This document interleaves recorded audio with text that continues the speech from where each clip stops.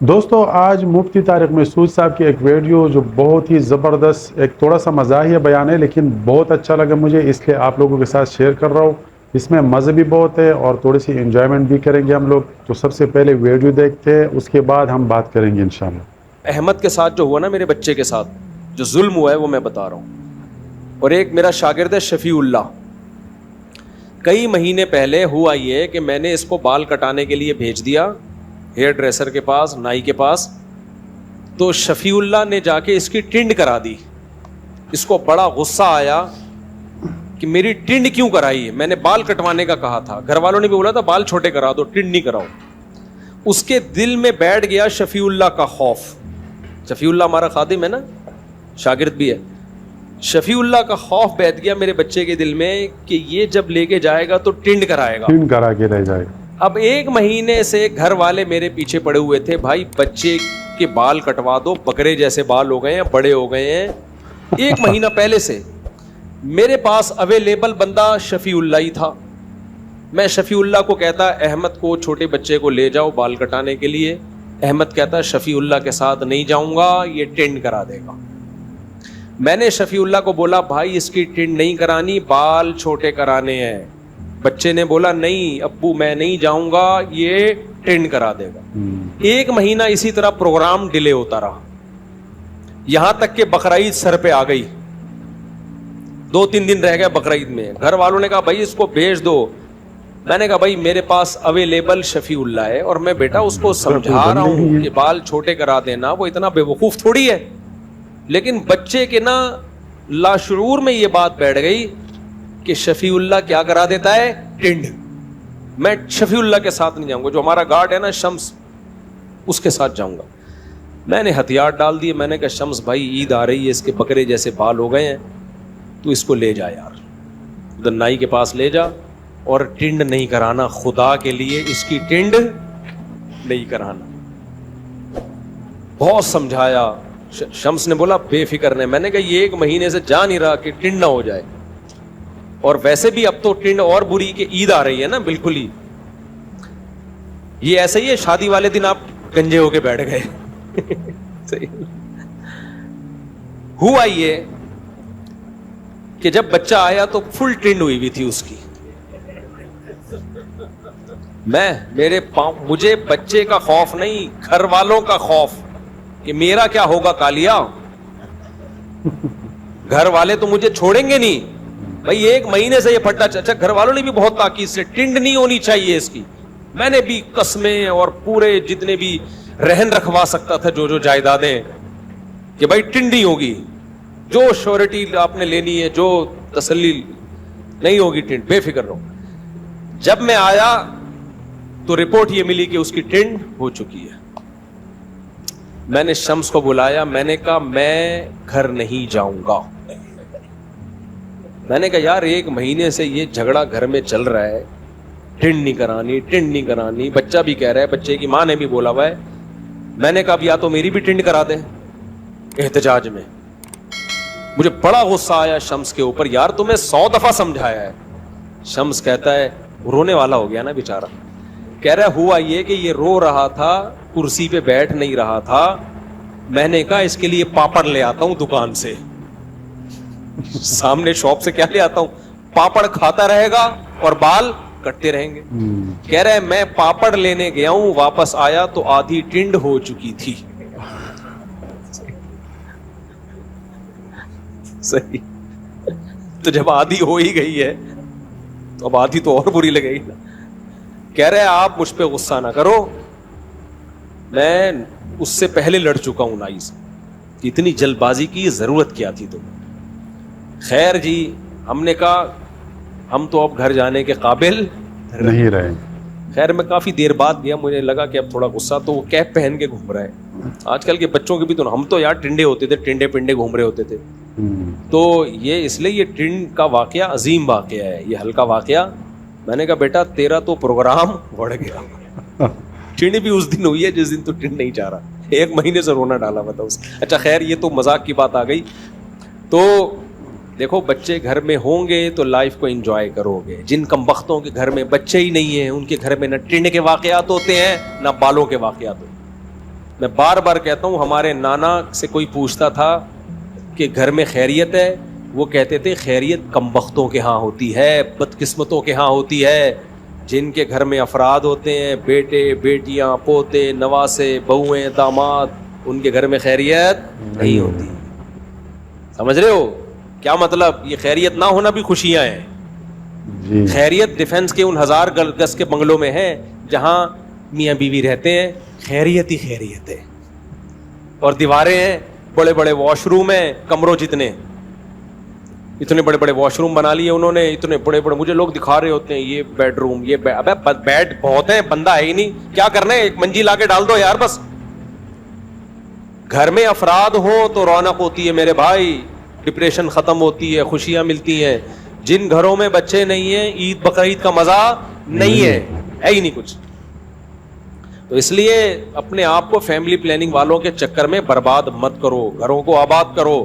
گھر دیواروں سے فرنیچر سے آباد نہیں ہوتے, فرنیچر ہوٹلوں میں بھی ہوتے ہیں. دیواریں ہوٹلوں کی زیادہ اچھی ہوتی ہیں, واش روم ہوٹلوں کے 5 اسٹار ہوٹل کا واش روم بہت اچھا ہوتا ہے.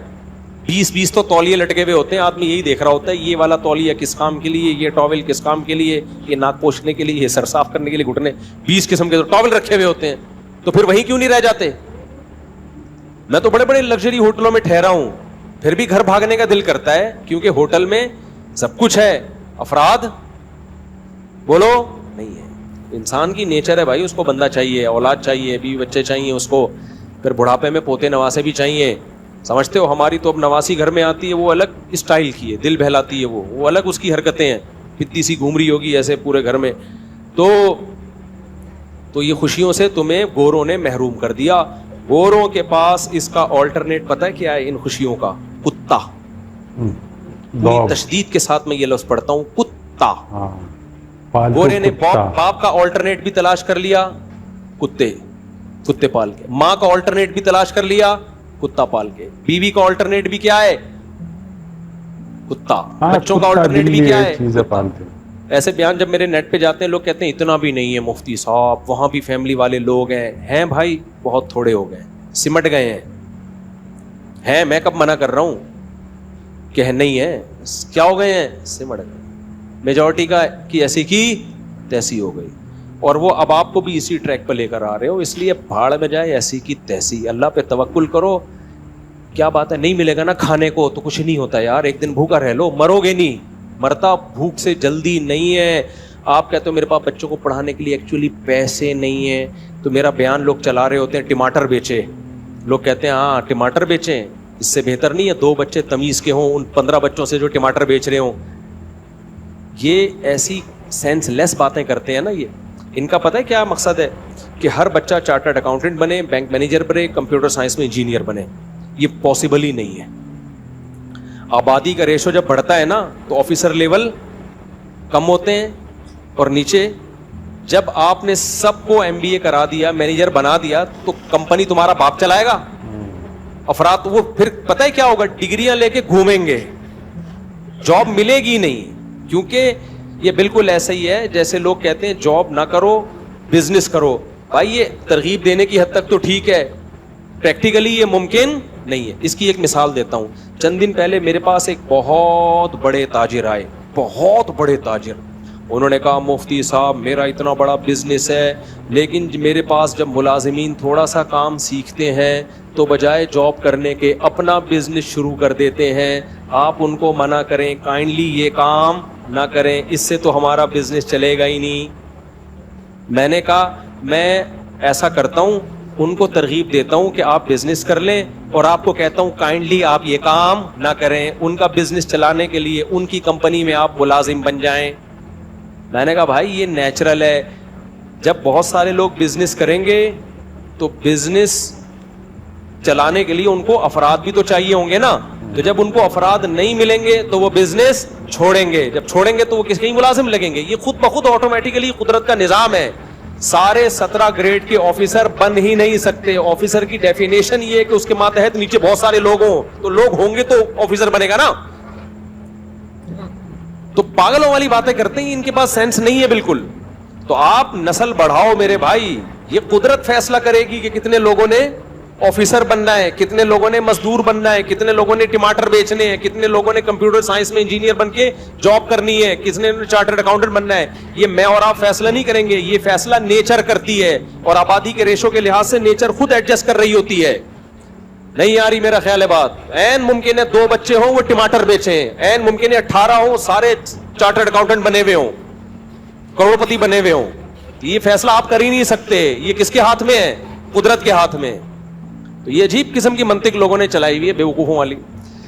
तो मेरे भाई वो बात तो मैं बहुत दफा कर चुका हूं। मैं क्या बात कर रहा था? हाँ, व्लॉग की बात कर रहा था। तो ये जो मेरे व्लॉग होते हैं ना, मुर्गी अंडा दे रही है, आज मेरी मुर्गी ने चूजा निकाला, आज मैं भैंस बदल के बकरी खरीदने जा रहा हूं, ये व्लॉग बराए व्लॉग नहीं होते। अगर मैं प्रोफेशनल व्लॉगर होता तो इतनी बदतमीजी से व्लॉग ना बनाता मैं। जो प्रोफेशनल व्लॉगर होते हैं ना, उनके व्लॉग देखो, उनका स्टैंडर्ड और हमारे स्टैंडर्ड में जमीन और आसमान। हमारा इंतहाई थका हुआ कंटेंट होता है, इंतहाई थका हुआ, समझ रहे हो? अभी मुझे अमेरिका में किसी ने वो गिफ्ट किया है स्टैंड, वो भी पता नहीं किधर घूम गया, तलाश कर रहा हूँ कि मुफ्ती साहब मोबाइल हिराया तो नहीं करो ना, इसी मोबाइल से बन रहे हैं। इसका मकसद व्लॉगिंग नहीं है, इसका मकसद मोटिवेशन है, ताकि आपको जानवर पालने की तरगीब हो। अभी जिसने पर्ची दी ना, वो मैंने पढ़ के इसलिए सुनाई है, उसको मेरे व्लॉग देख देख के बकरियां पालने का शौक पैदा हो गया, समझते हो? तो ये अच्छी बात है ना, बकरी पालने का शौक पैदा हो गया। कुछ पबजी से तो हटाना कम से कम। दूध आएगा घर में, ऑर्गेनिक दूध आएगा, खालिस दूध आएगा, तवाज़ो पैदा होगी, ऑर्गेनिक गोश्त खाने को मिलेगा, जानवरों की नस्ल बढ़ेगी, गोश्त क्या होगा? इससे सस्ता होगा। बाहर मुल्कों में इतना मोटिवेट किया जाता है ना जानवर पालने वालों को कि आपकी सोच है, वो गरीब मुल्क नहीं है, अरबपति मुल्क है, फिर भी गाय बकरी पालने वालों को मोटिवेट किया जाता है गवर्नमेंट की तरफ से। अरबपति मुल्क हैं, आप गरीब मुल्क हो और आप बकरियां पालने वाले को डीमोटिवेट कर रहे हो। नॉर्वे में मैं जब था ना, इतना अरबपति मुल्क है, वहां कहते हैं गाय पालोगे ना, गाय मर गई तो हिसाब देना है आपने, अल्लाह को बाद में हिसाब दोगे, हुकूमत को पहले। मरी क्यों? ठीक है ना?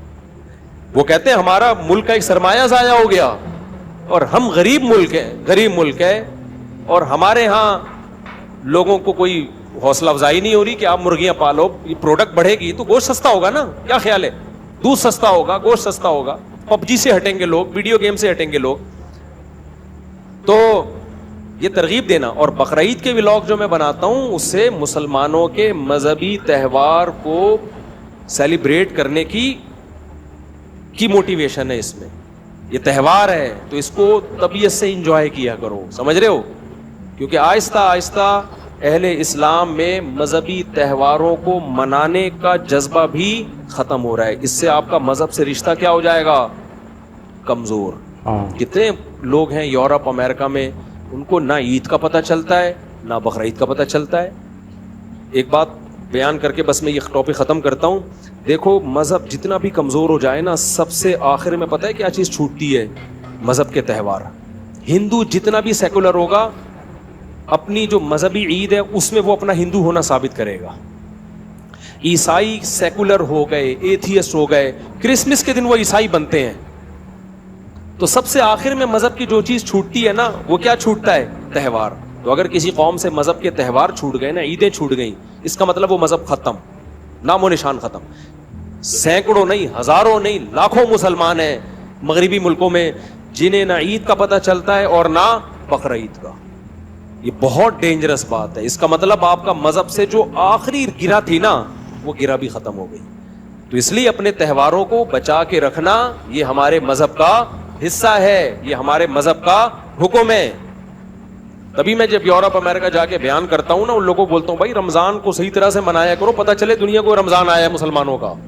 करो दावतें एक दूसरे की, इज्तिमाई इफ्तारियां करो, ईद को सही तबीयत से मनाया करो, पता चले ईद का दिन है। बकरीद को तबीयत से मनाया करो, समझ रहे हो? तो इसलिए ये मैं ये सब कुछ कर रहा होता हूँ। ऊंट में बच्चे बैठ के घूम रहे हैं, ऊंट आ रहा है जा रहा है, इससे हमें शो मारना मकसद नहीं है। हम तो जो बेचारा ऊंट लेकर आए थे, वो तो खुद ज़कात का मुस्तहिक लग रहा था, ठीक है। या तो मैं लाया होता ना 30 लाख का ऊंट, फिर शो मार रहा होता, तो आप कहते यार आप अकेले ने थोड़ी ऊंट खरीदा। हम जो बछड़ा लेकर आए हैं वो कोई ऐसा थोड़ी 50 लाख का बछड़ा था, कोई नॉर्मल बछड़ा था। बाद में जाके दांत चेक किए कि पूरे हैं भी कि नहीं है। تو اس کا مقصد سوائے اس کے کہ بھائی لوگوں کو ایک موٹیویشن ملے کہ یہ ہمارا تہوار ہے، اور ایک بڑا مقصد لوگوں کو فیملی پلاننگ کے جھانسے سے نکالنا بھی ہے کہ دیکھو ہمارے بھی بچے ہیں، ہم انجوائے کر رہے ہیں ان کے ساتھ۔ 15-20 سال پہلے لوگ مجھے تانا دیا کرتے تھے کہ مفتی صاحب آپ کے بچے پیدا ہو رہے ہیں، آپ کی زندگی ڈپریشن میں گزرے گی، ٹینشن میں گزرے گی، کھلاؤ گے کہاں سے، پہناؤ گے کہاں سے۔ میں کہتا تھا یہ سب بکواس میرے سامنے مت کیا کرو، یہ ہماری اولاد بعد میں ہے، اللہ کی مخلوق پہلے ہے۔ 15-20 سال میں پہلے یہ کہتا تھا بچے ٹینشن نہیں ہے بلکہ اللہ کی طرف سے گفٹ ہیں، یہ ہوں گے تو گھر میں خوشیاں آئیں گی، احمد کی ٹنڈ ہوگی، سمجھ رہے ہو؟ آج اللہ نے وہ مجھے دکھا دیا، دنیا کو دکھا دیا۔ تو میں بچوں کو لے کے بھی اس لیے بچے دکھانا مقصد نہیں ہوتا، گھما کے یہ بتا رہا ہوتا ہوں بھائی کہ دیکھو یہ زندگی زیادہ اچھی ہے بنسبت اس زندگی کے جو گورے گزار رہے ہیں۔ گورے کتا لے کے گھوم رہے ہوتے ہیں، ہم کیا لے کے گھوم رہے ہیں؟ بچے۔ ہو سکتا ہے یہ بچے آپ کو بوجھ لگ رہے ہوں، دوسروں کے بچے بوجھ لگتے ہیں، انسان اپنے بوجھ نہیں لگتے۔ جب دوسرا ایک بچہ گود میں، ایک پیچھے اور ایک ادھر واکر میں ہوتا ہے نا، تو انسان کو لگتا ہے بیچارہ کتنی ٹینشن میں ہے۔ آپ کو لگ رہا ہے بھائی، جس کے ہیں اس کو نہیں لگ رہا ہوتا، صحیح ہے نا؟ تبھی تمہیں بتا رہا ہوں تو یار اتنے بچوں کے ساتھ میں خوش گھوم رہا ہوں تو تمہیں کیا موت آ رہی ہے؟